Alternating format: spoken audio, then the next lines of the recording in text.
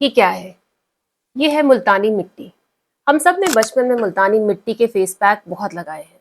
इसके अलावा बेसन, हल्दी, दही, शहद, नींबू, लगभग घर में कोई ना कोई फेस पैक हम इस्तेमाल करते ही रहते हैं अपनी किचन के आइटम्स को यूज करके। लेकिन क्या ये फेस पैक्स हमारे एक्ने को, पिगमेंटेशन को या हमारे रिंकल्स को ठीक कर सकते हैं? आज हम थोड़ा सा साइंस जानेंगे कि इन फेस पैक्स और इनके इंग्रेडिएंट्स के पीछे साइंस क्या है।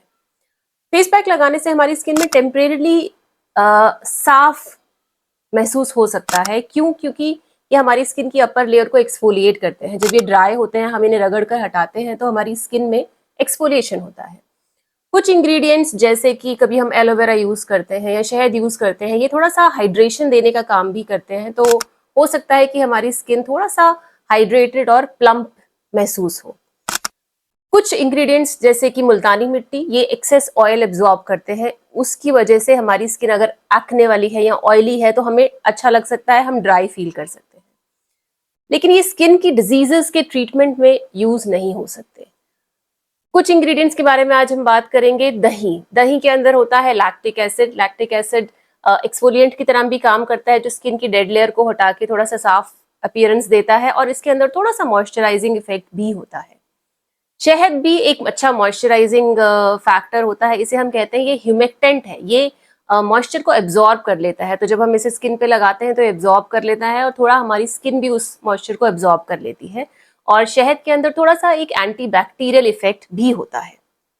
एक अच्छा कंपोनेंट होता है ओट मील। ओट मील इवन कुछ क्रीम्स में भी यूज होता है, और जनरली जिनकी स्किन सेंसिटिव होती है या जिनको एक्जिमास बहुत ज्यादा होते हैं, उनको हम एडवाइस करते हैं कि ओट मील बाथ्स लें या फिर ओट मील बेस्ड सोप यूज करें। मुल्तानी मिट्टी जिसके बारे में हम बात कर रहे थे, मुल्तानी मिट्टी ऑयल एब्जॉर्ब करती है। तो अगर आपकी स्किन ऑयल प्रोड्यूस में ऑयल ज्यादा प्रोड्यूस होता है या आपकी स्किन में एक्ने है, तो मुल्तानी मिट्टी को लगाने से आपको थोड़ा सा ड्राई इफेक्ट लग सकता है। लेकिन उसका भी अगर हम एक्सेस यूज करेंगे तो फायदे की बजाय हमें नुकसान होगा, क्योंकि इवन एक्ने की स्किन में हमें एक्सेसिव ड्राइनेस नहीं चाहिए। किन चीजों को हमें अवॉइड करना चाहिए?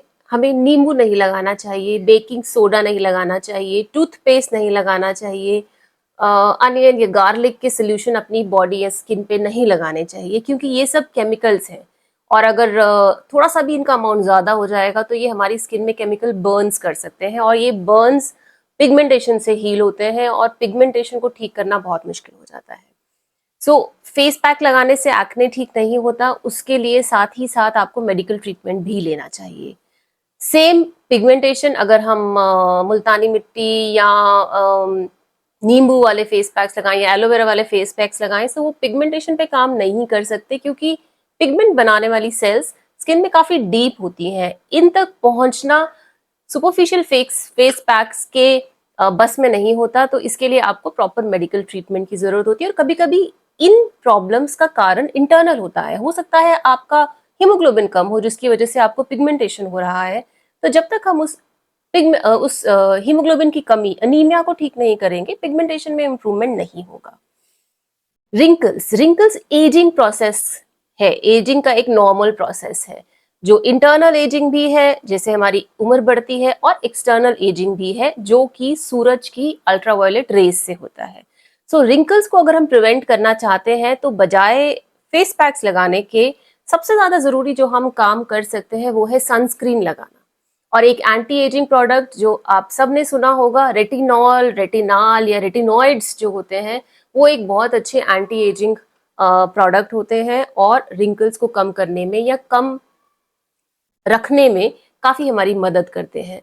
लेकिन एक्सपर्ट एडवाइस से ज्यादा अच्छा कुछ नहीं होता। आप अगर ट्रीटमेंट प्रॉपरली लेंगे तो आप अपने रिंकल्स को, अपने एक्ने को, अपनी पिगमेंटेशन को अच्छे से मैनेज कर पाएंगे।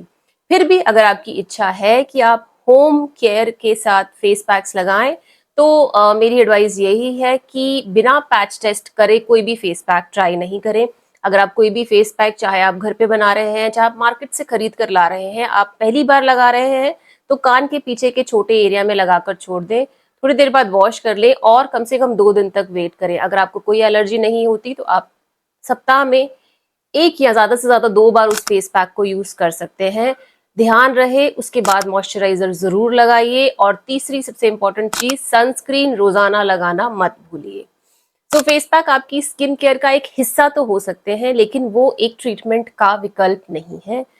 मैं हूं doctor Rashmi Jindal, consultant dermatologist at Jindal skin clinic in Rishikesh. If you have any questions, अगर आपके कोई भी सवाल है तो आप हमें कमेंट सेक्शन में जरूर पूछ सकते हैं, एंड हम पूरी कोशिश करेंगे कि आपके सवालों के जवाब दे पाएं। Thank you.